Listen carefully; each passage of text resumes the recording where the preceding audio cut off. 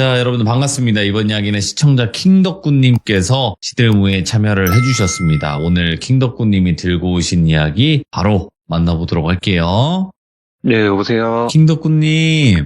네, 안녕하십니까. 아이고, 반갑습니다. 반갑습니다. 네, 저번에 또 섬뜩한 이야기들을 많이 해주셨어요. 네. 네, 재밌게 오늘. 들어주셔가지고 제가 감사합니다. 근데 오늘 또 찾아오신 이유가 있을 거예요, 분명히. 오늘 또 이야기를 하나 전달해드리려고 어허. 참여를 하게 됐습니다. 도대체 어떤 이야기일지는 우리 시청자분들께 바로 한번 전달을 해드려야 되겠죠? 네, 네, 바로 출발을 해보도록 하겠습니다. 렛츠가! 길이십니다. 킹덕구예요.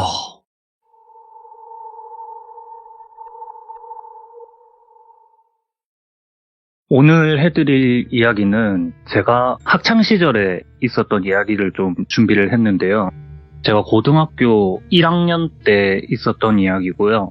학교 이야기다 보니까 야자를 하다 귀신을 봤다든가 어디 화장실에서 뭐 귀신이 나온다 이런 학교 괴담 같은 이야기는 아니고요. 같은 반 친구한테서 일어났던 이야기인데 제가 다녔던 고등학교 같은 경우에는 남고였고요. 그리고 저희 학교에는 운동부가 하나 있었어요.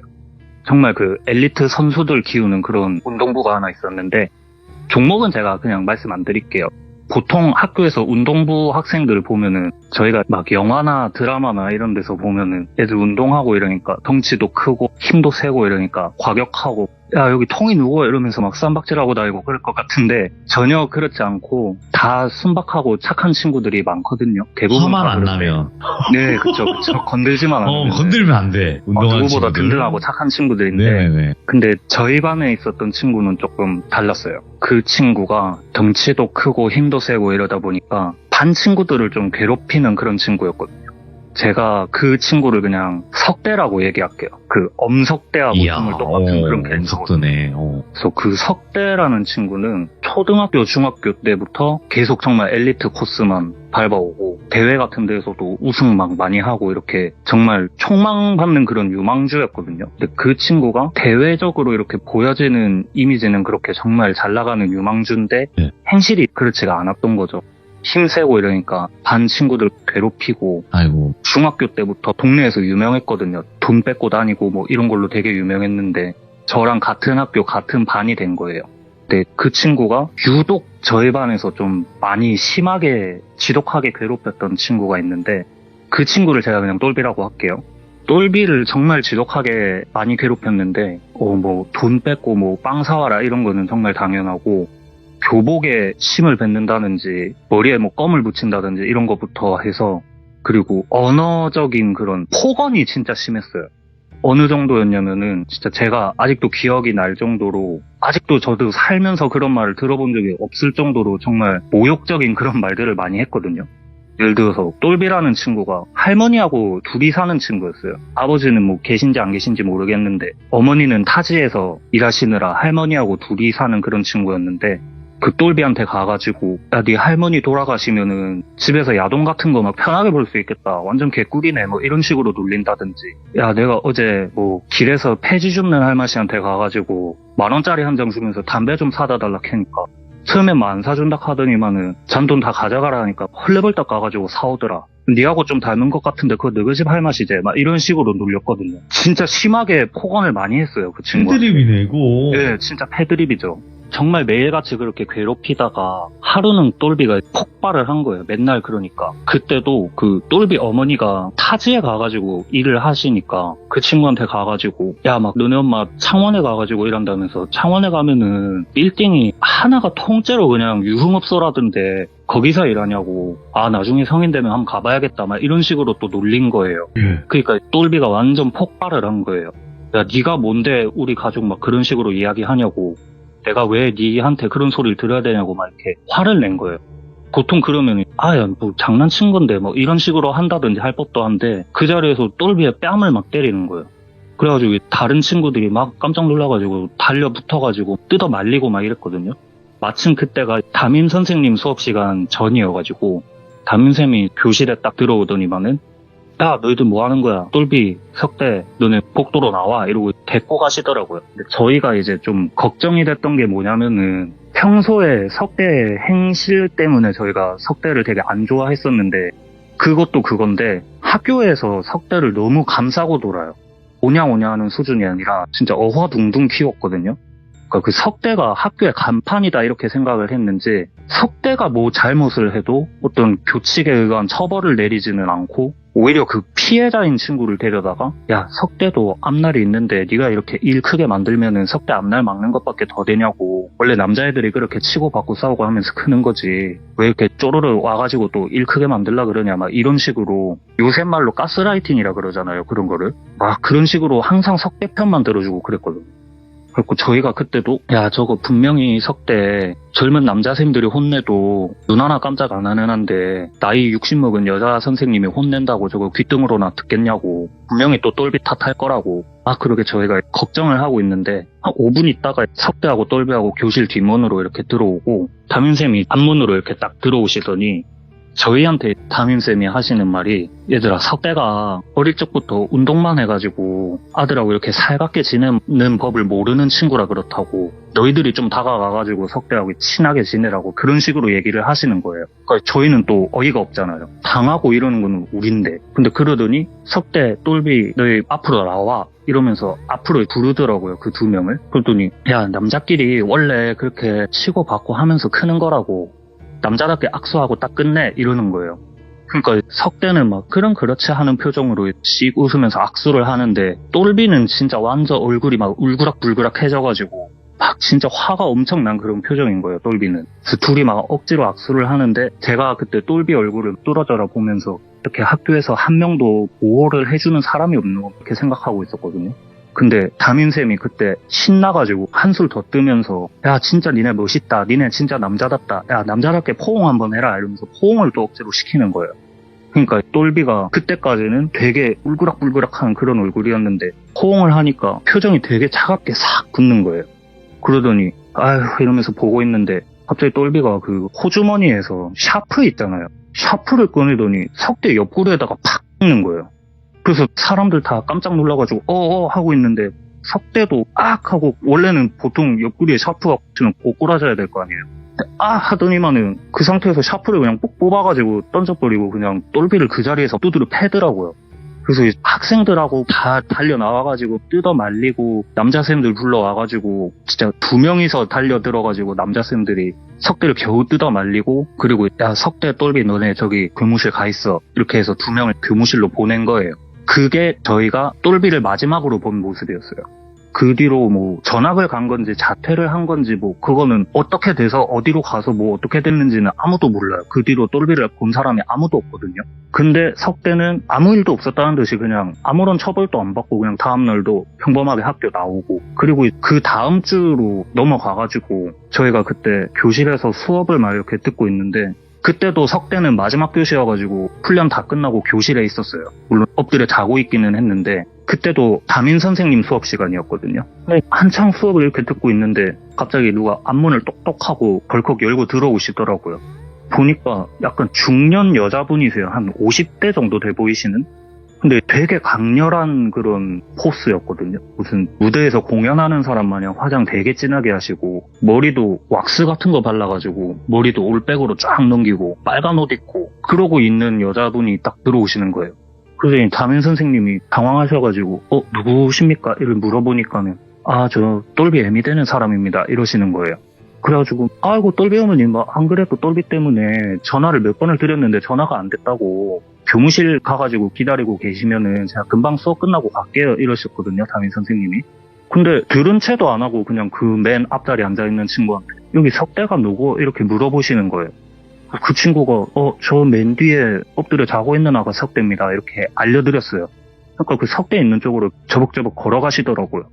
그래서 저희도 벙져가지고 그 아주머니를 이렇게 쳐다보고 있는데 담임 선생님도 아이고 어머니 하면서 막 쫓아가는데 쳐다도 안 보고 그 석대 있는 쪽으로 가시더니만은 그 엎드려 있는 석대 머리를 이렇게 살살 쓰다듬으시더라고요. 강아지 쓰다듬듯이. 그러니까 석대가 잠에서 깬 거예요. 그래서 누구세요? 이러니까 아주머니가 뭐라 하셨는지 아직도 기억나요. 너를 제일 보고 싶어하는 사람이었는데 이제는 네가 제일 보고 싶어할 사람 이러더니 그냥 교실 뒷문으로 나가버리시는 거예요. 그래서 뭔 소리지? 이러고 담임 선생님이 막 쫓아나가시고 저희들끼리 남고 석대도 뭐야? 이러고 그냥 다시 엎드려 잤거든요. 그리고 저희들끼리 막 수근수근 거린 거예요. 야, 똘비하고 완전 딴판인데? 막 이러면서. 근데 또 포스가 엄청 강렬하셨으니까 저희가 수근수근 거리면서 야, 방금 저 아줌마 어떻게 하고 있는지 봤지? 분명히 뭐 술집 마담 이런 거 아니면 무당이다. 어떻게 보통 사람이 저렇게 하고 돌아다니냐고 그렇게 수근수근 거렸거든요. 그리고 그 다음날에 이제 학교를 갔는데 석대가 없는 거예요, 교실에. 보통 운동부 친구들은 교실에 안 들르고 운동부실, 체육관 이렇게 바로 가는 경우가 많으니까 그냥 바로 그쪽으로 갔는가 보다 하고 신경도 안 쓰고 있었어요. 예. 근데 그날 학교가 끝날 때까지 한 번도 모습을 안 비치는 거예요. 그래서 그냥 뭐 운동부 스케줄이 바쁜가 보다 이 정도도 생각 안 하고 그냥 아무런 신경도 안 썼거든요. 근데 이틀 3일을 계속 교실에 얼굴도 코빼기도 안 비치는 거예요. 보통 같으면 석대가 왜 학교에 안 오지? 뭔 일 생겼나? 막 이럴 법도 한데 저희는 오히려 분위기 흐리는 친구가 없으니까 좋아하고 그랬거든요. 석복절이다 이러면서. 근데 그때가 금요일이었어요.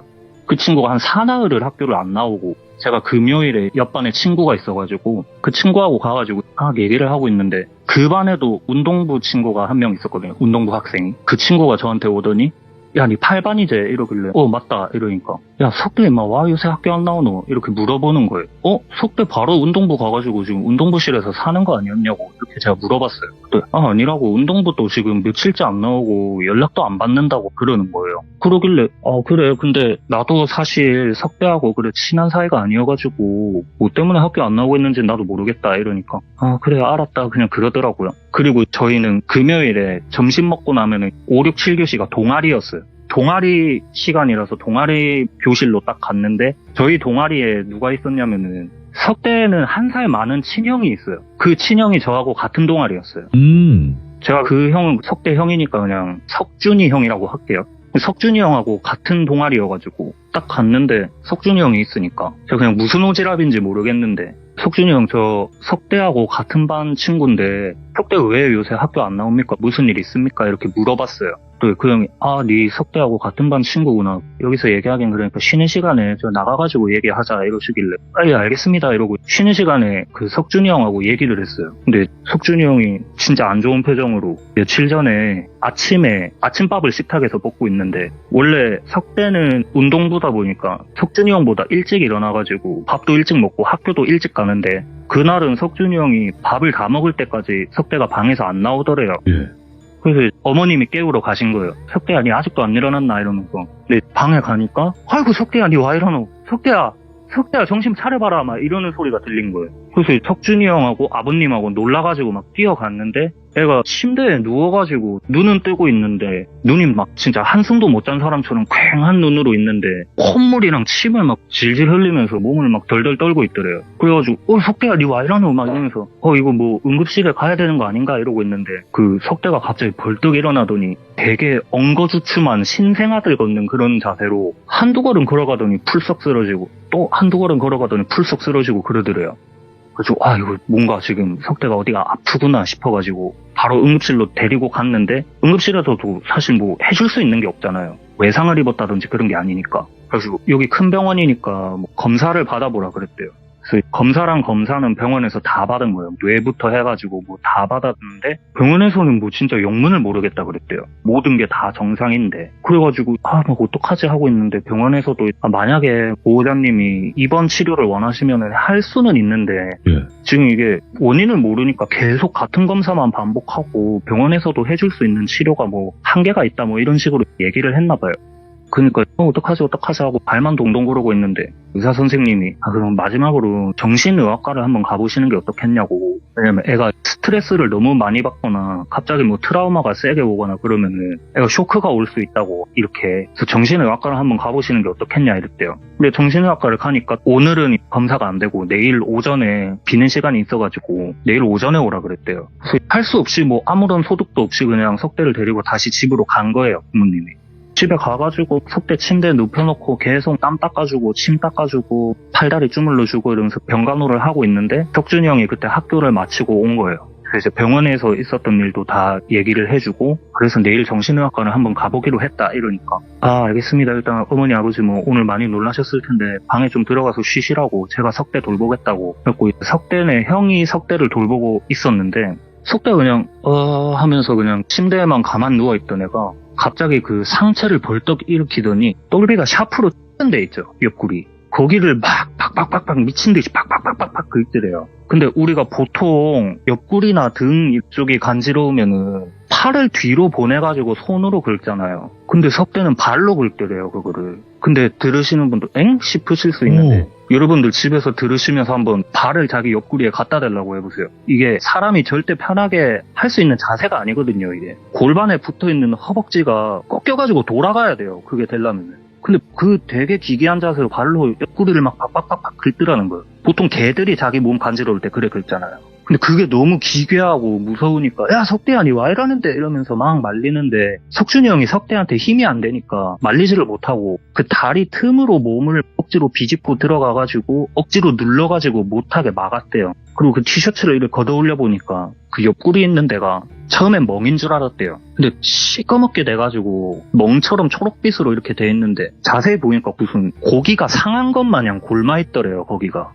그래가지고 와 이거 진짜 심각하다 싶어가지고 거기 일단 붕대로 감아놓고 못 긁게 다리를 계속 누르고 있었대요, 몇 시간을. 그러다가 밤이 된 거예요. 밤이 되니까 어머님이 오셔가지고 석준아 니도 내일 학교 가야 되니까 고마 들어가 자라고 엄마가 돌볼게 이렇게 된 거예요. 석준이 형이 방에 가가지고 자고 있는데 한밤중에 또 깍 하는 비명 소리가 막 들리는 거예요. 석준이 형이 자다 깨가지고 뭔 일이고 이러면서 방으로 뛰어갔는데 이거는 제가 좀 순화해서 표현을 할게요. 그 석대가 완전 이성을 잃어가지고 어머니를 덮치고 있었던 거예요, 강제로. 그러니까 아버님하고 석준이 형이 완전 깜짝 놀라가지고 석대를 막 걷어차고 밀치고 뜯어내고 그 허리띠로 팔다리를 다 묶어놨대요. 애가 계속 난동을 부리니까. 어머님 달래드리고. 그리고 한숨도 못 자고 아침 해 뜰 때까지 그래 묶어놓은 상태로 석대를 계속 지켜보다가 바로 병원으로 데려간 거예요. 근데 정신과 그 병동에 가가지고 검사를 받으려고 하는데 정신과 검사 같은 거는 피를 뽑는다든지 뭐 사진을 찍는다든지 그런 게 아니잖아요. 일단 그 선생님하고 대화를 해야 이 사람이 지금 어떤 상태구나 진단을 할 건데 대화 자체가 안 되니까 뭐 말을 걸어도 그냥 초점 없는 눈으로 멍 때리고 뭘 물어봐도 대답도 안 하고 침만 질질 흘리고 그리고 어제 있었던 얘기도 다 말씀을 드리니까 그럼 검사지를 한번 해보자고 검사지를 주니까 검사지를 쳐다도 안 보고 그냥 계속 멍 때리고 앉아있더래요. 손에 펜을 쥐어줘도 그냥 바로 풀쩍 떨어뜨려 버리고. 그러니까 아예 검사 자체가 안 되니까 그 의사 선생님이 뭐 이렇게 명함 같은 거를 이렇게 쓱 주시면서 마지막으로 여기를 한번 좀 가보시는 게 어떻겠냐 그랬대요. 그래서 이게 뭡니까 하고 보니까 자폐 환우들 이렇게 전문으로 입소시켜가지고 치료하는 그런 시설인데 여기를 좀 한번 가보시는 게 어떻겠냐 이렇게 조심스럽게 말을 꺼냈대요. 그러니까 부모님은 완전 청천벽력인 거죠. 그제까지만 해도 진짜 경상도에서 진짜 제일 잘 나가던 그런 유망주였는데 갑자기 그 자폐 병동에 들어가게 생겼으니까 그래서 이거를 지금 그래서 입소를 시켜야 될지 말아야 될지 그거를 지금 부모님이 일도 못 나가고 맨날 울면서 고민 중이시라고 그 얘기를 석준이 형이 저한테 해준 거예요. 저는 사실 그렇게까지 구구절절 얘기해 줄 줄은 몰랐거든요. 그냥 석대가 몸이 너무 아파가지고 지금 학교를 못 나가고 있다. 병원에 왔다 갔다 하느라 그냥 그 정도만 얘기해 줄 줄 알았거든요. 근데 이렇게 되게 자세하게 어머님한테 그런 일이 생겼던 것까지도 저한테 얘기를 해주니까 와 진짜 심각한 상황이긴 심각한 상황인가 보다 이렇게 생각이 들었어요.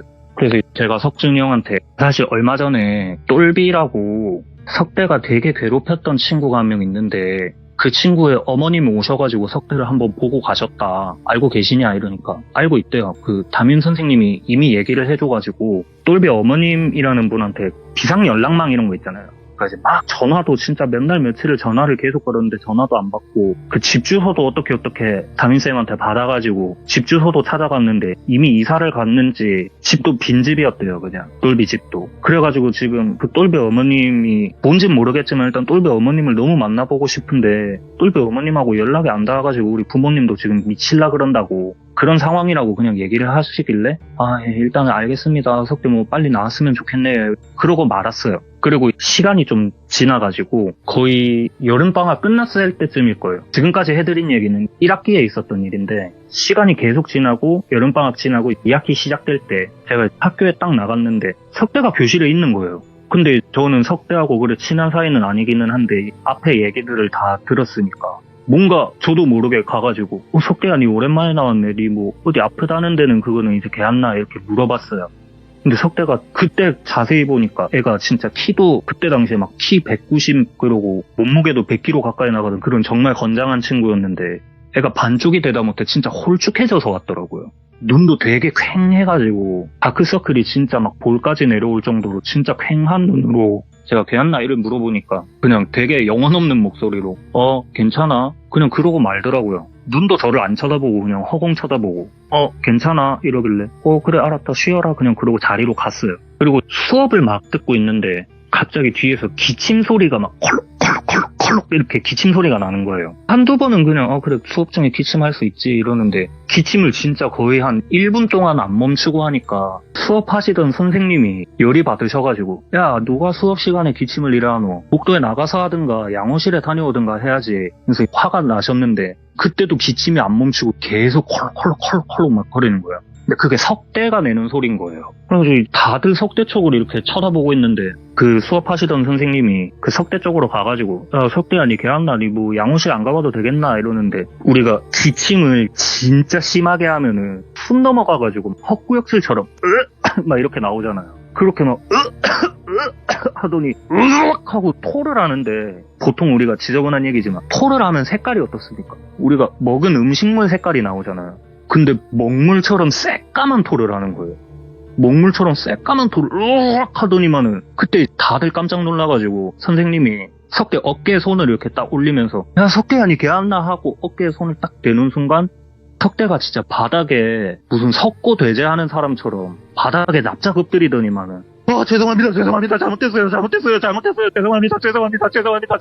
막 이러고 석대가 그러더니 그 토가 있는데 옷이 범벅이 되든지 말든지 간에 계속 그렇게 납작 엎드려가지고 죄송합니다 계속 그러는 거예요. 이제 선생님도 너무 놀라니까 야 석대야 일어나봐 이러면서 팔을 딱 잡았는데 석대가 그 팔을 팍 뿌리치면서 싫어요 계속 그러는 거예요 석대가. 그러니까 난리가 난 거예요 교실이. 그래가지고 빨리 담임 선생님한테 일단 가서 얘기하고 니는 뭐 119 불러라 막 이런 식으로 된 거예요. 119가 와가지고 그때 석대를 실어 갔어요. 그리고 그게 저희가 석대를 또 마지막으로 본 모습이에요. 그 뒤로 석대가 또 학교를 안 나왔거든요. 근데 저희가 또 담임쌤한테 쌤 석대는 뭐 어떻게 된 겁니까? 이렇게 물어볼 수도 없고 쌤도 얘기를 안 해주시고 그러니까 저희가 그냥 뭐 아픈가 입원했나? 그냥 그 정도로만 생각을 하고 있었거든요. 근데 그 주에 또 동아리가 있으니까 제가 동아리실에 딱 갔는데 석준이 형이 없는 거예요. 근데 동아리실에 가면은 동아리 선생님이 또 출석을 부르잖아요. 예를 들어서 뭐 귀족이 네, 덕구 네, 석준이 석준이 뭐 어디 갔노 막 이러는데 그 석준이 형하고 같은 학년인 친구분이 약간 눈치 주듯이 쌤 석준이는 그 아시죠? 막 이러니까 그래 전달 받았다 그냥 그러시더라고요. 그래서 이게 저희가 나중에 생각하기로는 어쩌면 석대가 그 병 때문인지 뭐 스스로 어떤 선택을 했든지 세상을 좀 떠난 게 아닌가. 그래서 석준이 형도 그 상 치르느라고 학교를 안 나온 게 아닌가. 그렇게 생각을 하고 이야기는 그냥 이렇게 끝이 나요. 뭔가 어떤 시원한 결말은 없어요 사실. 근데 제가 제3자의 눈으로 이렇게 이 사건을 딱 보면서 너무 좀 미스테리하잖아요. 저희 친구들끼리도. 대체 뭘까? 석대는 왜 갑자기 하루아침에 그래 됐을까? 똘배하고 똘배 어머니는 또 뭐였을까? 이렇게 너무 미스테리하게 남잖아요. 그리고 이게 또 시간이 제가 고등학교 1학년 때니까 거의 11년, 12년 막 이렇게 지난 얘기다 보니까 제가 좀 잘못 기억하고 있는 부분도 사실 있을 수 있잖아요. 그래서 좀 교차 검증이 필요하겠다 싶어가지고 친구들하고 전화 통화를 했어요. 그래서 야 나는 이래 기억하는데 니는 어떻게 기억하냐 이렇게 물어보니까 조금씩은 다른 부분이 있는데 마지막에 교실에서 먹물 같은 토를 하고 잘못했습니다 하면서 기어다녔다 했잖아요. 그것만큼은 모두가 다 똑같이 기억하고 있더라고요. 그래서 일단 이야기는 이렇게 끝이 났는데 똘비님이나 우리 귀족 여러분들은 저보다 이런 이야기들을 많이 접하고 어쩌면 이런 이야기 속에 사는 분들이 되게 많으시니까 여쭤보고 싶은 게 많아가지고 우리가 보통 빙의라는 그런 걸 많이 얘기하잖아요. 우리 시들모에도 그런 빙의에 대한 얘기도 많이 나왔고 그래서 혹시 이런 것도 좀 빙의의 한 종류가 맞나 이런 걸 여쭤보고 싶어서 오늘 이야기를 제가 좀 준비했습니다. 저는 일단 듣기에 머리를 쓰다듬었다 그랬잖아요. 그 영호님이. 네네. 머리카락 채취하는 거죠. 왜냐면 양밥을 하기 위해서 그 사람의 매개체가 있어야 되는데 그 머리카락이 제일 편하잖아요. 얻기가. 와, 근데 섬뜩하다, 진짜. 그래서 사실 그분이 무당이셨든 아니면은 무당을 찾아가서 그쵸. 석대한테 그런 거를 뭐 살을 보냈다고 하나요? 네. 아무튼 그런 거를 할 때 보통 저도 이런 이야기들 들으면은 머리카락을 넣었다든지 손톱을 넣었다든지 뭐 해가지고 이렇게 하잖아요. 맞죠. 근데 제가 알기로는 그런 게 전혀 없었는데 그냥 찾아와서 얼굴 한번 보고 이러고 가셨는데 그게 되나? 이런 생각이 드는 그게 너무 궁금했어요. 그리고 한 가지 조금 더 생각이 드는 거는 이게 내 자식이 그렇게 당하잖아요. 그러면 네. 부모는 피가 거꾸로 솟아요. 아, 그쵸. 눈이 돈단 말이에요. 그래서 어쨌든 그 사람이 만약에 무당이었어도 내가 잘못될 걸 각오하고 내가 제안하면 어떻게 한다. 이렇게 마음 먹을 수도 있긴 한 거예요. 그렇죠, 그렇죠. 그리고 법적으로 걸릴 일이 없잖아요, 이게. 저주라는 게. 증빙이 되는 게 아니니까. 네, 확인이 안 되고 미신으로 치부하기 때문에 법적으로는 아무런 문제가 없는 거예요. 그렇죠. 그래도 심증으로는 아마 양밥을 해서 그렇게 만들지 않았을까, 인생을 아예 박살내는 걸로 가지 않았을까 이렇게 생각이 듭니다. 안 그러면 그때 당시 그렇게 오셔서 그렇게 할 필요가 없었겠죠. 그렇죠. 사실은 저희도 그래서 그때 내 자식이 진짜 저런 일을 당했는데 나였으면 진짜 눈 뒤집어졌을 것 같은데 어떻게 그냥 저렇게 얼굴만 쓱 보고 가지? 이 생각을 저희도 했거든요. 네네네. 근데 뭐 똘배 어머님이 그렇게 하신 건지는 모르겠지만 어쨌든 눈앞에서 정말 그렇게 누구보다 건강하고 힘세던 친구가 한순간에 그렇게 망가지는 거를 보니까 너무 또 무섭고 미스테리하고 그러더라고요. 맞네요. 그리고 덕구님께서 이 양쪽 입장을 다 알게 된 사람이니까 이 얘기가 가능한 거예요, 지금. 그쵸. 안 그랬으면 한쪽의 입장만 이야기가 나왔었겠죠. 그쵸. 네, 어떻게 된지도 모르고 석대가 어떻게 됐었는지. 그리고 아까 그 어머니의 대사가 아직도 잊혀지지가 않네. 저도 누구세요 하니까 덕구님이 딱 아까 말씀하셨잖아요. 네, 너를 제일 보고 싶어하는 사람이었는데 맞아. 이제 네가 제일 보고 싶어할 사람이다. 딱 그 얘기가 이제 그 석대 부모님이 또 그렇게 애타게 똘비 어머님을 찾으셨으니까 정말 그렇게 말하는 대로 됐지 않나. 진짜 덕구님의 이야기를 오늘 너무 이건 숨 죽이는 걸 떠나서 숨 못 쉬었어요. 저 지금 숨 좀 쉴게요. 그냥 비염이어서 숨도 못 쉬는데 머리가 찡합니다 진짜 지금. 아무튼 오늘 덕구님 이야기 진짜 너무 잘해주셨고 연기가 진짜 뭔가를 보신 듯한 느낌이에요. 아까 보니까. 약간 최대한 좀 그때 상황을 생각하면서 말씀을 드리니까 네네. 오버를 좀 하게 됐습니다. 네, 진짜 날씨가 추워서 방 온도 올려주는 거 플러스 제가 오늘 치킨 넣어드리도록 하겠습니다. 그 귀한 걸. 근데 생닭이라서 뭐 어떻게 알아서 드시긴 해야 돼요.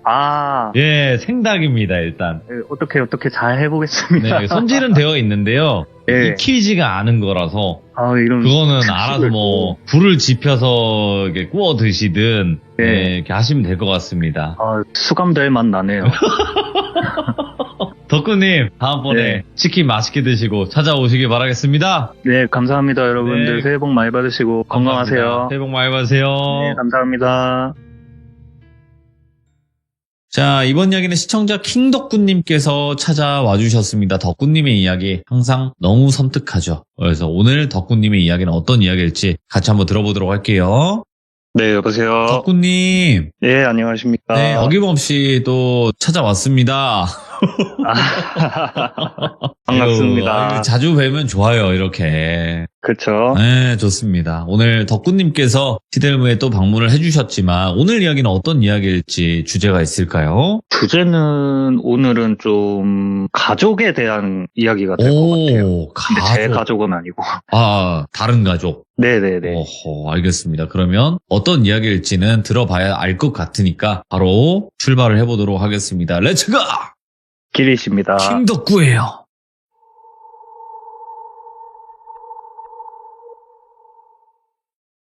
오늘 이야기의 주인공을 그냥 똘비라고 제가 이야기를 하고요.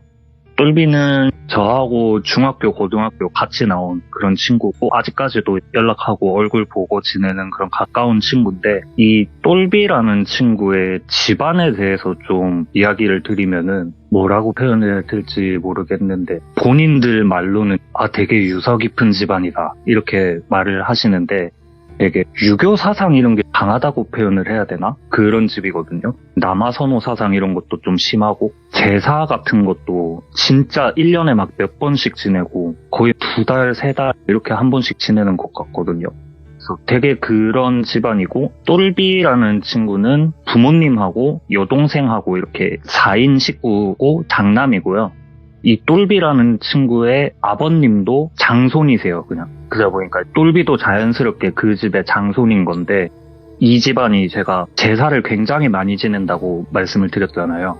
그러니까 이런 제사 준비 같은 것도 제사도 다 똘비네 집에서 하고 이러다 보니까 그 똘비의 아버님의 형제 관계도 남동생분이 한 분 계시고 여동생분이 2분인가 3분인가 이렇게 계시는데 똘비한테는 작은아버지하고 고모님들이죠. 그런 분들도 다 집에 그런 제사나 집안 행사가 있을 때마다 다 똘비 집에 모여가지고 이렇게 제사도 지내고 행사도 지내고 하는데 그런 거를 다 똘비 어머님께서 혼자서 그냥 다 준비를 하시는 거예요. 똘비 아버님이나 작은아버님이나 이런 분들은 남자니까 이런 거 안 한다, 손가락 까딱 안 하시고, 그리고 고모님들도 오히려 아버지께서 이런 거는 장손집에서 큰 며느리가 하는 거라고 너희들 뭐 멀리서 왔는데 좀 쉬어라 하면서 오히려 아버님이 고모님들이나 이런 분들은 다 아무것도 못하게 하고 하니까 어머니하고 어린 여동생 둘이서 막 음식하고 음식 나르고 제사상 차리고 이런 거를 다 도맡아 하셨거든요.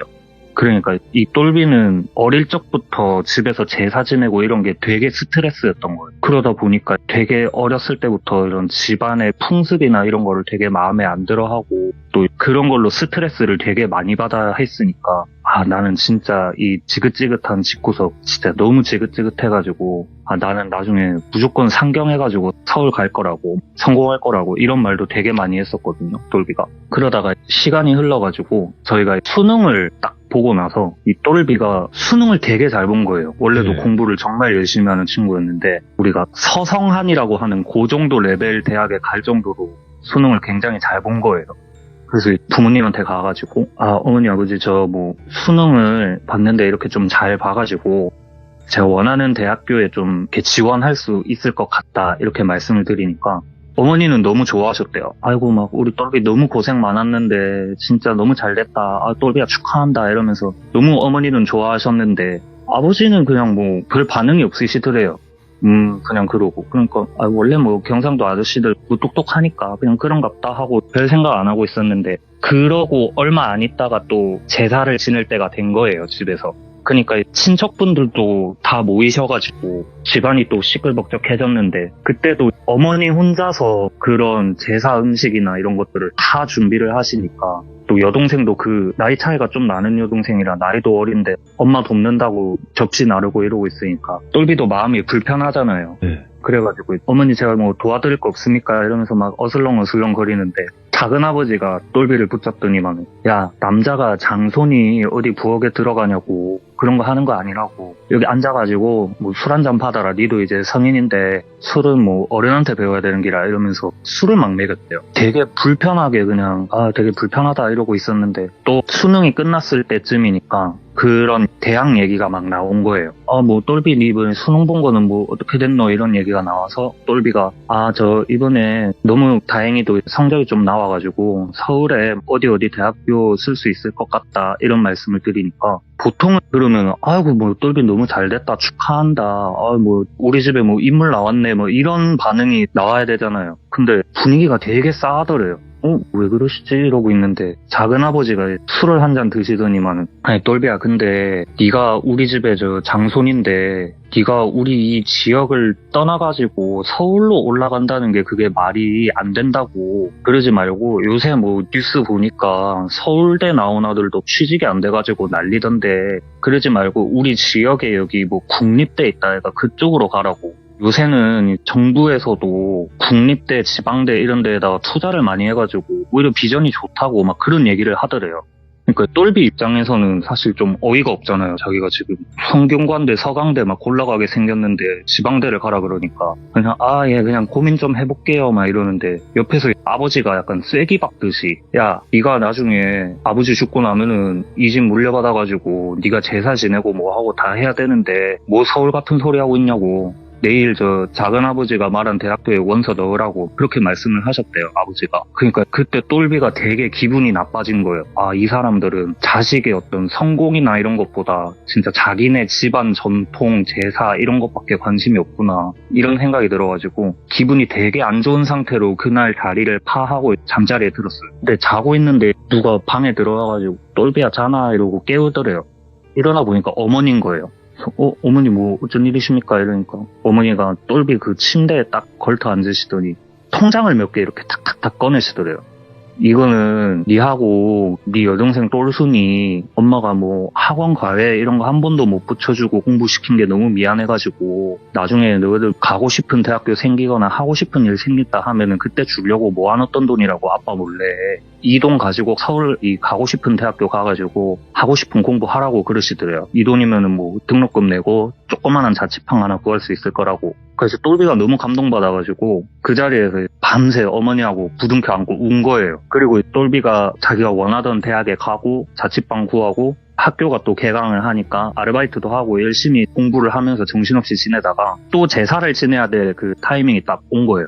그래서 똘비가 여동생한테 연락을 했대요. 여동생한테 연락을 해가지고 이번 달에 제사 있다 해가 나 뭐 언제 내려가면 되겠노 이러니까 여동생이 아 오빠 근데 일단은 이번에는 내려오지 마라 이러대. 그래서 와 뭔 일 있나 이러니까 아 그런 거는 아니고 그냥 나중에 통화하자 이러고 되게 급하게 전화를 끊으려고 하는데 뭐가 막 우당탕 하더니만은 아버지가 전화를 딱 뺏어서 받더래요. 그래서 아버지 이러니까 야 누가 너 아버지고 이 뭔 놈의 새끼야 뭐 상놈 새끼야 하면서 막 욕을 하시더래요 아버지가. 똘비가 당황해가지고 아무 말 못하고 있으니까 야 너는 이제 다시는 내려올 생각하지 말고 연락도 하지 마 이러고 그냥 전화를 딱 끊어버리시더래요. 그래서 아 이게 내가 서울에 있는 대학교 갔다고 지금 아버지가 이러는가 보다 하고 아버지하고 그 친가 쪽 사람들한테 실망감이 되게 크게 들어가지고 그 다음부터는 그 아버지 포함해서 친가 쪽 사람들하고 연락도 아예 안 하고 얼굴도 아예 안 보고 지냈어요. 거의 전련하듯이. 그러다가 똘비가 군대에 갈 때가 된 거예요. 근데 군대 갈 때도 아버지한테는 그냥 연락도 안 하고 어머니하고 여동생만 따라오고 막 그랬거든요. 그렇게 거의 완전 전련하고 살다가 똘비가 군대를 전역할 때쯤에 전역만 앞두고 있을 때 그때 자고 있는데 당직사관이 와가지고 깨우더래요. 경장 김똘비 이러고 일어나니까 똘비야 니 집에서 전화가 왔는데 한번 받아보라 그러더래요. 그래서 행정반에 가가지고 전화를 딱 받았더니 아버지가 돌아가셨다는 거예요. 그래가지고 되게 멍했대요. 이게 뭔 상황이지 이러면서.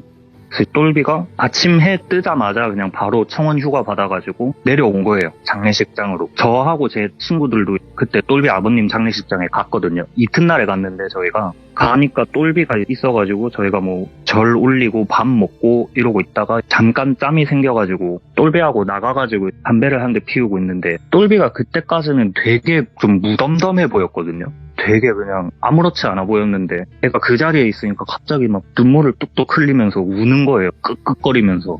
그래갖고 저희도 이제야 애가 좀 실감이 나는가 보다. 그래 암만 그래 지지고 볶고 했어도 가족인데 부모인데 어떻게 안 슬프겠냐 이러면서 막 똘비를 달래주고 있었어요. 근데 똘비가 갑자기 야 진짜 저것들이 인간이가 이런 소리를 하는 거예요. 그건 뭔 소리고 막 그러는데 이러니까 똘비가 장례식장에 딱 내려왔을 때 빈소에 들어가가지고 아버님 영정사진을 딱 그냥 이렇게 멍하니 보고 있었대요.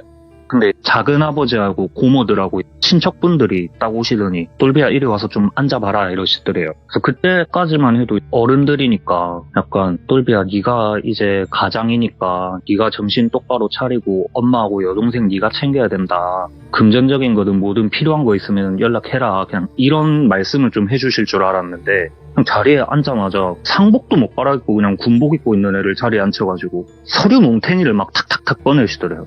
이게 뭡니까? 이러니까 이거는 뭐 너 아버지 보험금이고 이거는 뭐 너 아버지 앞으로 돼 있는 땅하고 너 살던 그 집이고 이거는 뭐 우리 집안 선산 땅이고 이거는 뭐 너 아버지가 생전에 종친회비 같은 거 한 달에 뭐 얼마씩 넣던 건데 이런 거 네가 상속 받으려면 세금 네가 다 내야 되고 아버지가 생전에 붓던 돈이니까 이것도 네가 다 해야 되고 이런 거를 다 막 얘기를 하더래요. 이게 이제 네가 장손이니까 이거 네가 다 해야 된다. 그래서 똘비가 아니 근데 이거를 왜 지금 저한테 보여주십니까? 이러니까 너 엄마는 지금 저래 하루 종일 울고 있는데 그리고 너 엄마는 집안 사람도 알고 여잔데 이거를 엄마한테 보여줘가지고 뭐하냐고 그런 식으로 말을 하더래요. 그러니까 똘비가 와 진짜 아니 집안 사람도 아니라고 이렇게 취급할 거면은 그동안 몇십 년 동안 제사 지낸다고 이렇게 부려먹고 돈 한 푼 안 쥐어주고 그래놓고서는 이제 와서는 뭐 상속받을 때 되니까 집안 사람 아니라 그러고. 그러니까 똘비가 이 사람들은 진짜 상종을 하면 안 되는 사람들이구나 이런 생각이 딱 들었대요. 그래가지고 상을 다 치르고 나서 장례식 다 마무리하고 나서 똘비가 군대를 전역을 하고 제일 먼저 한 일이 뭐냐면은 그 아버지로부터 내려온 집하고 땅하고 이런 거 있잖아요. 부동산 이런 것들. 그걸 다 처분해버렸어요. 부동산에 가가지고 이거 지금 뭐 묻지도 따지지도 말고 시세보다 무조건 다 싸게 내놔도 상관없으니까 제일 빨리 처분해달라고. 그래서 보험금이랑 이런 거 있으니까 그런 걸로 세금 다 내고 다 처분을 한 다음에 여동생하고 어머니를 모시고 서울로 올라가요. 서울로 가가지고 그냥 방 2개 있는 조그마한 빌라를 하나 얻어가지고 우리 세 식구 이제 여기에서 새 출발 새 시작하자 이렇게 된 거예요. 사실 이렇게 뭐 세 식구가 행복하게 살았습니다 하면 좋겠지만 현실이 안 그렇잖아요. 그때부터 부동산 처분하고 이럴 때부터 그 친척들한테 연락이 미친 듯이 오더래요. 전화가 미친 듯이 쏟아지니까 안 받은 거예요, 전화를. 그러니까 문자로 막 야 이 뭔 놈아 상놈아 뭐 혹자시가 이러면서 문자가 미친 듯이 쏟아진 거예요. 그러니까 똘비가 너무 스트레스 받으니까 연락처를 차단하면은 다른 번호로 문자 오고 연락처를 차단하면은 다른 번호로 연락 오고 이러니까 못 참겠어가지고 어머니, 여동생, 자기 것까지 연락처를 싹 다 바꿨어요. 전화번호를 다 바꿨는데 그런데도 너무 소름 돋게 한 하루 이틀 있으면은 야 네가 전화번호 바꾸고 잠수 타면은 모를 줄 알았냐고 못 찾을 줄 알았냐고 또 계속 연락이 오는 거예요. 거의 뭐 진짜 그렇게 두더지 게임 하듯이 연락처 차단하면 또 오고 차단하면 또 오고 이런 삶을 살다가 어느 날 집에 딱 도착을 했는데 우편물이 하나가 와 있더래요. 이거 뭐지? 이러고 확인을 해보니까 법원에서 소장이 날아온 거예요. 네. 친척들이 똘비를 뭐 재산 분할이나 이런 걸로 걸어가지고 소송을 건 거예요. 똘비한테. 근데 저는 소송을 잘 안 해봐가지고 모르는데 이게 그쪽에서 아무리 말 같지 않은 걸로 걸고 넘어져도 일정 기간 안에 이의 신청 이런 거를 안 하면은 그쪽에서 주장한 대로 그냥 자동으로 넘어간다 그러더라고요. 그럴 수 있겠다. 그래가지고 똘비가 급하게 막 변호사를 찾아다닌 거예요. 법률 상담하고 다니고 이러다가 너무 다행히 좋은 변호사님 만나가지고 그 변호사님한테 그동안 있었던 일까지 다 말씀을 드리니까 이거는 이 소송도 이 소송인데 일단 이 사람들이 뭐 문자로 협박하고 욕하고 이런 것도 당연히 다 걸 수 있고 그리고 그동안 이게 증명은 어렵겠지만 어머니가 지금까지 제사 준비 이런 거 혼자 다 도맡아 하신 것도 이런 것도 다 청구할 수 있다. 원하시면은 할 수 있다. 원하시냐 이러니까 똘비가 사실 그렇게까지는 원하지 않고 그냥 이 사람들하고 더 엮이고 싶지가 않다고 이 사건만 빠르게 좀 처리하고 다시는 그 사람들하고 안 보고 싶어요. 저는 그냥 그렇게 한 거예요. 똘비가. 그래서 재판을 넘어갔는데 재판이라는 게 또 하루아침에 끝나는 게 아니라 짧으면은 몇 달 길면 1년 이렇게 걸리잖아요. 몇 달 동안 계속 최후 변론인이 어쩌니 하면서 법원 왔다 갔다 하다가 마지막 최종 판결 나는 날에 똘비가 변호사님하고 같이 법원에 간 거예요. 상대방 그러니까 원고 측 친척들은 아무도 안 나오시고 그쪽 변호인분만 나오셨대요. 판결을 딱 봤는데 너무 다행히도 똘비네가 이긴 거죠. 원고의 그거를 뭐 기각한다 이렇게 나온 거예요. 그래서 똘비가 너무 고생하셨습니다. 변호사님 감사합니다. 이러고 나오는데 너무 후련하다 이렇게 생각을 하던 찰나에 뒤에서 누가 야 똘비야 이러고 부르더래요. 뒤를 딱 돌아보니까 작은아버지가 거기 계셨대요. 근데 뭐 거기서 안녕하세요 이런 말이 안 나오잖아요. 뭐야 이러고 있는데 작은아버지가 딱 오시더니만 야 똘비야 그래도 우리가 이렇게 뭐 얼굴 붉히고 했어도 가족은 가족인데 우리 가가지고 뭐 소주나 한잔 하자 이러더래요 작은아버지가. 근데 거기서 누가 예 가시죠 이러겠어요. 저는 작은아버지하고 다시는 얼굴 보고 엮이고 싶지도 않고 도란도란 우리가 소주 한 잔 이렇게 기울일 사이도 아니고 저는 그냥 가겠습니다 이러니까 그러면은 마지막으로 저 앞에 가가지고 담배나 한 대 태우자 하시더래요. 그래서 그래 마지막이니까 하고 흡연구역으로 가가지고 담배를 딱 필라 그러는데 작은아버지가 잠깐 이거 펴라 이거 이러면서 담배를 딱 건네주시더래요. 근데 처음 보는 담배길래 이거 뭡니까 이러니까 이거 뭐 아는 지인이 해외여행 갔다가 그 나라에서 파는 담배라고 뭐 사온 건데 펴보니까 괜찮더라 이거 한 대 펴라 이러더래요. 오호. 그래서 예 하고 그냥 담배를 한 까치를 이렇게 싹 뽑으려고 그러니까 아니 이거 그냥 깍채로 네 가져가라 난 집에 한 보루 더 있다고 이 채로 가져가 이러더래요. 그래서 예 그냥 얼떨떨하게 담배를 받아들고 그 자리에서 담배를 피운 거예요. 근데 보통 담배를 필 때 그래도 말이라도 하는데 담배를 다 필 때까지 서로 아무 말도 안 했대요. 그냥 되게 어색하게. 그래서 담배 다 피고 나서 담배불 탁탁 끄고 꽁초 버리고 뭐 더 하실 말씀 없으시면 저는 그냥 들어가겠습니다 하니까 작은아버지 그래 들어가라 하시더래요. 그래가지고 뭐야 이거 되게 어이없네 그냥 이러고 가는데 저 멀리 갈 때까지 작은아버지는 그냥 그 자리에 계속 서 계시더래요. 똘비가 가나 안 가나 보는 것처럼. 뭐야 찜찜하게 그냥 이러고 있었는데 그러고 나서 그 친가 쪽 사람들하고는 아예 진짜 아무런 연락도 접촉도 없이 완전히 절연을 하고 이제 완전 해방이다 하는 느낌으로 산 거예요 똘비가. 그러다가 똘비도 자기 일과가 있으니까 집에 딱 들어가는데 그 여동생 똘순이가 집에 안 들어가고 집 앞에 벤치에 이렇게 앉아있더래요. 저녁 늦은 시간인데.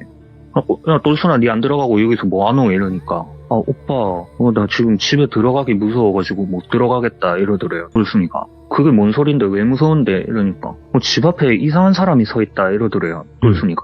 응? 집 앞에 누가 서 있는데 이러니까 모르겠다고 나도 아까 뭐 학교 끝나고 계단으로 이렇게 올라가는데 현관문 앞에 어떤 검정색 우비 같은 거를 입고 있는 사람이 서 있더래요. 그래가지고 지금 들어가면 안 되겠다 싶어가지고 저 사람이 이제 갈 때까지 집 앞에 앉아 있어야겠다고 이렇게 앉아 있었던 거예요. 근데 그 빌라가 옛날 그 빨간 벽돌 빌라 같은 거 있잖아요. 그건데 1층에 현관문 하나 있고 가운데에 계단이 있고 양쪽으로 세대가 하나씩 있는 되게 조그만한 빌라인데 계단이 유리창으로 돼 있어가지고 밖에서도 그 계단이 보여요. 그 사람이 오르락 내리락 하는 게 다 보이는데 똘순이가 거의 막 2-3시간을 그 건물 밖에 앉아 있었는데 그 문 앞에 서 있던 검정 우비를 입은 사람이 나오는 게 안 보였다는 거예요. 문도 1층에 있는 그 현관문 하나뿐인데 그쪽으로 나온 사람도 없고 이래가지고 아직까지 집 앞에 서 있는 것 같아가지고 지금 엄마나 오빠나 올 때까지 기다렸다고 그러는 거예요 똘순이가. 그러니까 이제 똘비가 그래 그러면 똘순이 여기 있어봐 이러더니 혼자 올라갔는데 아무도 없대요 현관에. 그래가지고 이제 다시 내려가가지고 똘순아 니 뭐 잘못 본 거야 얘가 아니면 뭐 옆집 찾아온 사람인데 호수를 잘못 착각을 해가지고 우리 집 앞에 서 있었나 보지 아무도 없다 올라가자 이래가지고 똘순이하고 올라간 거예요. 너무 신기하게 그 다음날부터 똘비 똘순이 그리고 똘비 어머님 이렇게 세 식구한테 안 좋은 일들이 엄청 많이 생겼어요. 예를 들어서 똘비 어머니께서 이제 그 식당에서 일을 하고 계셨거든요. 근데 식당에서 불이 나가지고 팔에 화상을 좀 크게 입으신 거예요.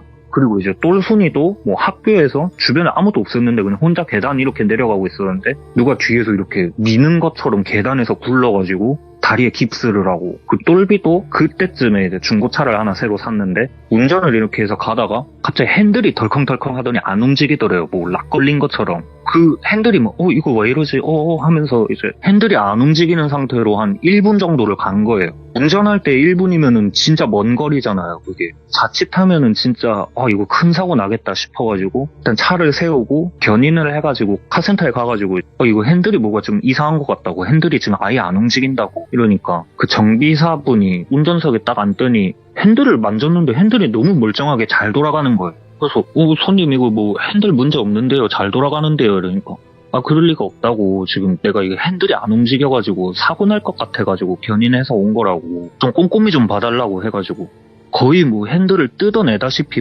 분해하고 조립하고 막 그 난리를 쳐가면서 봤는데 전혀 아무런 문제가 없었다는 거예요 그 자동차에. 그래가지고 이게 진짜 뭔 일이지 이러고 있었는데 계속 그런 다양한 일들이 계속 반복해서 생겼거든요 그 세 식구한테. 그러니까 어느 날은 어머님이 같이 일하시던 친구분하고 막 이런저런 이야기를 하다가 요새 이런 일이 자꾸 생겨가지고 그냥 농담 삼아서 뭐 굿이라도 한번 해야 되나 싶다 이렇게 말씀을 하니까 그 친구분이 그러면은 언니 내가 일전에 소개받은 무당이 하나 있는데 되게 용하다고 한번 같이 가볼래? 이렇게 말씀을 하시더래요. 예. 근데 똘비 어머님은 좀 안 내키는데 싶기는 한데 그래도 재미삼아 한번 가보자 해가지고 그 친구분하고 간 거예요. 그래서 그 무당분을 만나 뵈러 당집에 갔는데 남자 무당분이셨대요. 남자 무당분이신데 이분이 오시는 그 신이 여자 신이신지 화장을 막 하고 여자 한복 입고 그러고 계시더래요. 말투도 언니 막 이런 식으로 하시고. 맞아요 그런 사람이 있어. 그래가지고 딱 가니까 딱 그 무당분이 똘비 어머님을 딱 보자마자 하시는 말씀이 아이고 막 언니 평생 그렇게 남의 집 밥만 해주고 있으니까 언니 몸에서 그렇게 맛있는 냄새가 나니까 이래 잡것들이 배고픈 것들이 달라붙지 막 이렇게 말씀을 하시더래요. 그게 무슨 말씀이시냐고 하니까 언니 지금 제사밥만 몇십 년 차렸냐고 그거 다 그 집 조상들만 먹었을 것 같냐고 온 동네 잡기들 다 들러붙었다고 언니 몸에서 맛있는 냄새가 나가지고 애들이 지금 참지를 못한다고 그렇게 말씀을 하시더래요. 그러니까 똘비 어머님이 깜짝 놀란 거예요. 그러더니 그때가 좀 겨울이어가지고 똘비 어머님이 코트를 입고 가셨는데 언니 그 팔은 뜨거워가지고 어떻게 참았어? 막 이러시더래요. 팔에 화상 있다고 했잖아요. 코트를 입고 있었는데 그 팔에 화상 있는 거를 알고 그렇게 또 말씀을 하신 거예요. 그러니까 너무 신기해가지고 막 이런저런 것도 물어보고 하시다가 그 무당분이 언니 아들내미 하나 있지요 이러시더래요. 아들 하나 딸 하나 있다 이러니까 언니 아들 내가 한번 봤으면 좋겠는데 이러시더래요. 우리 아들한테 왜 그러시냐고 그러니까 언니가 그렇게 힘들었던 게 아들 덕분에 그만했던 건지 아들 때문에 당한 건지 내가 한번 보고 싶어가지고 그런다고 아들을 한번 꼭 보고 싶다 그러더래요. 그래서 똘비 어머니가 똘비한테 이야기를 한 거예요. 한번 같이 가보자고. 똘비는 또 그렇게 막 내키지는 않았는데 어머니가 계속 가자고 하시니까 어머니하고 간 거예요. 그 집에. 딱 문을 열고 들어가자마자 그 남자 무당분이 똘비를 보고 막 박장대소를 하시더래요. 막 무릎 팍팍팍팍 때리면서 아이고 너무 웃기다 아이고 막 이러면서 박장대소를 하시더래요. 눈물까지 훔치면서. 그러니까 이제 똘비가 기분이 나쁘잖아요. 사실 처음 보자마자 그러니까. 왜 그러시냐고 뭐 이유나 알려주고 그러시라고 그러니까 너무 웃기다 그러시더니 싹 정색하시고 야 검정색 우비 입은 남자 봤지 꿈에서 이러시더래요. 그러니까 똘비가 깜짝 놀란 거예요. 어떻게 알았지 이러고. 왜냐면 똘비가 다른 가족들한테 말은 안 했는데 현관문 앞에 있던 검정색 우비를 입은 남자가 나오는 꿈을 꾼 거예요. 똘비가. 그래가지고 맞다고 꿈에서 사실 그런 남자 봤다 이러니까 그래서 어머니가 또 깜짝 놀라시더래요. 일단은 계속 얘기를 하는데 그 무당분이 그래 그 남자가 뭐 하고 있더노 이래 물어보니까 거실 한복판에서 상 앞에 앉아가지고 밥그릇이 막 여러 개 놓여 있었는데 거기 앞에 앉아가지고 담배를 뻑뻑 피우고 있더라. 근데 그 밥그릇들이 음식이 가득 차려진 그런 밥그릇이 아니고 그냥 빈 밥그릇만 진짜 수십 개가 빽빽하게 있는 상에 앉아가지고 그렇게 담배를 피우고 있더라 하니까 옆에서 어머니가 어머 이러시면서 막 놀라시는 거예요.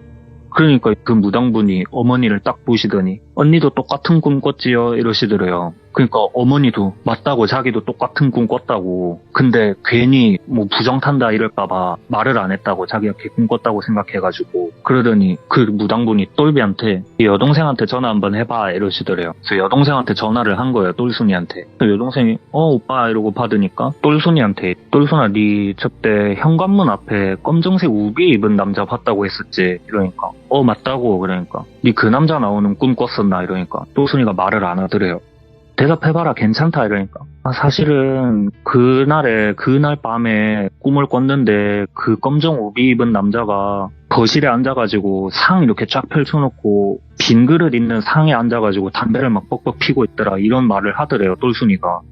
근데 그거를 괜히 오빠나 엄마한테 이야기했다가 뭐 또 재수없는 소리 하냐고 막 그럴까봐 말을 안 했다고. 근데 그 뒤로 막 계단에서 굴르고 막 이랬던 일들이 너무 많아가지고 나는 사실 좀 무서웠다고 똘순이가 그렇게 이야기를 하더래요. 그리고 전화를 딱 끊으니까 그 무당분이 되게 참아왔단 듯이 박장대소를 빵 터트리시는 거예요. 그래갖고 또 왜 그러시냐고 이유 좀 알려달라 그러니까 아이고 너무 웃기다 진짜 너무 웃기다 이러시더니 야 아직도 모르겠나 그거 너 아버지다 이러시는 거예요. 그 무당분이.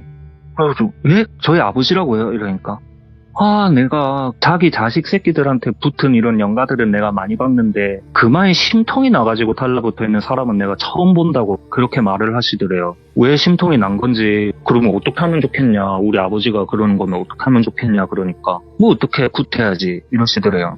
근데 사실 또 그 굿도 비용이 좀 만만치가 않잖아요. 그러니까 어떡하지 이러고 있는데 그 무당분이 똘비 어머님한테 언니 괜찮아 굿도 언니 집에서 할 거고 굿에 사용하는 음식들도 다 언니가 차려야 되고 나는 그냥 거마비 정도만 챙겨주고 우리 아들하고 언니는 나하고 그냥 약속 하나씩만 해 이러시더래요. 그 약속이 뭐냐고 이러니까 그거는 내가 그때 가서 알려줄게 이러시고 날짜를 딱 잡은 거예요. 날짜를 잡아가지고 똘비 집에서 부판을 버렸는데 우리가 보통 굿판이라도 생각하면은 되게 시끄럽고 되게 본격적이고 규모 있고 이러잖아요.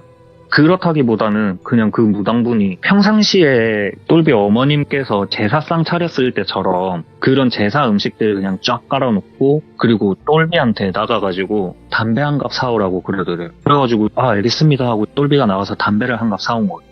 그리고 그 무당분께서 그 밥상 앞에 서가지고 막 굿을 방울도 흔드시고 막 춤도 추시고 이러면서 굿을 막 한참을 하다가 담배 가져와 이러더니 담배를 딱 꺼내가지고 하나를 불 붙여가지고 쭉 마시고는 음식 하나에 꽂아놓고 또 하나를 뽑아가지고 불 붙여놓고 한 입 쭉 마시더니 또 음식을 꽂아놓고 거의 한 2갑을 그렇게 해놓더래요.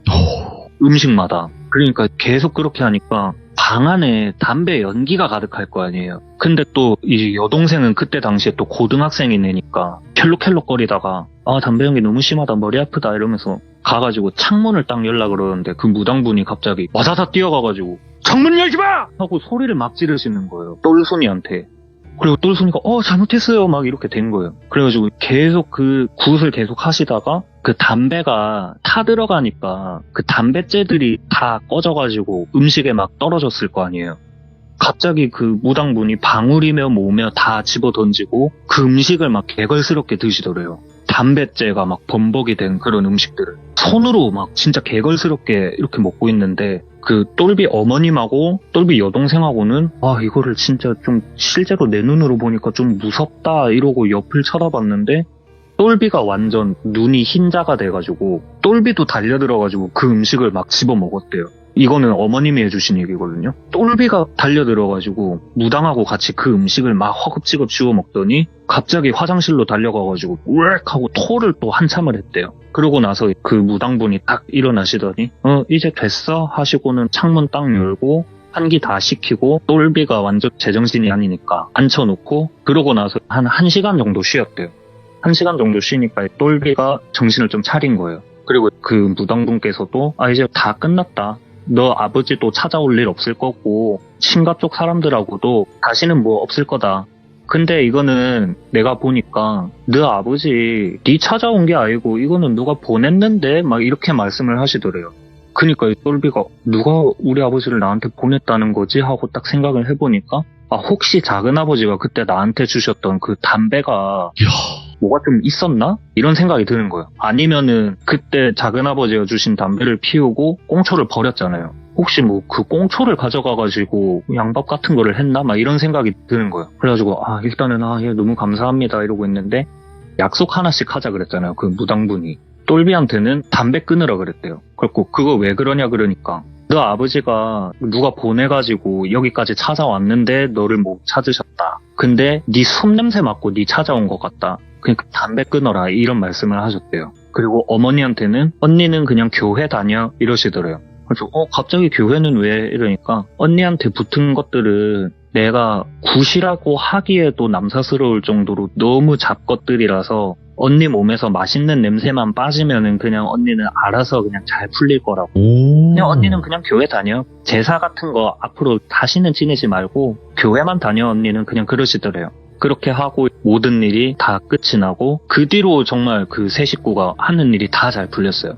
똘순이도 자기가 원하는 대학에 가고 똘비도 원하는 직장에 가고 그 똘비의 어머님도 새로운 직장 얻으셔가지고 아직도 건강하게 잘 지내고 계시고 오늘 이야기는 이렇게 마무리를 한번 해보겠습니다. 와, 아니 도대체 그 담배에다가 정확히 뭔가를 했을까 이건 모르겠네. 저도 그게 제일 궁금해요. 와, 도대체 뭔 방법을 썼을까 거기다가? 그 작은아버지 쪽에서 뭐 무당이나 이런 쪽을 찾아가서 아예 그런 걸 좀 만드신 건지 그런 물건은 그게 좀 궁금하고 아니면은 똘비가 생각했던 것처럼 똘비에 침이 묻은 그 담배꽁초를 가져가셔서 뭘 어떻게 하셨는지 그게 좀 궁금해요.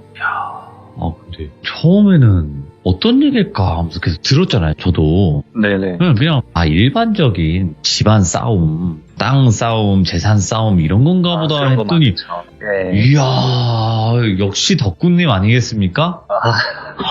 진짜. 재밌게 들어주셔서 감사합니다. 잠시나마 그 정도밖에 생각을 못했던 저 자신을 뺨을 때리겠습니다. 안 됩니다, 안 됩니다. 진짜. 혹시나 그냥 그런 싸움 정도의 이야기일까? 라고 생각했던 제 자신을 잠시 타작을 했습니다, 제가. 역시 덕구 중에 킹 덕구 아니겠습니까? 아유, 과찬이십니다. 근데 이렇게 이야기를 잘하고 또 소름 끼치게 하실수록 위로 네. 올라가시는 길들이 좁아져요. 점점 아래로 아이고. 내려가실 텐데 괜찮으시겠나? 어떡하나, 이거 쉽네. 나중에 아예 빛을 볼 수가 없어요, 나중에는, 진짜로. 인공 햇빛 같은 거 점점 봐야 이제 돼. 점점 이제 뭐, 눈도 좀 침침해지고요, 아래로 내려가니까. 손도 좀 턱턱 막히는 것 같고. 어떡합니까? 본인이 만드신 결과죠, 뭐. 죄송해요. 어쩔 수 없어요. 그거는 덕구님이 내가 뭐 요번에는 좀 사연 제대로 못 해보려고 하는데 자꾸 이렇게 잘 되냐 싶은 그런 생각이 드실 텐데 어쩔 수 없습니다, 덕구님. 제가 또 스스로 불러온 그런 일 아니겠습니까? 다 스스로 결정하는 거지 누가 이렇게 떠밀거나 그런 거 없어요. 아무튼 오늘 가족에 관련된 이야기 너무너무 잘 들었습니다. 감사합니다. 감사합니다. 네.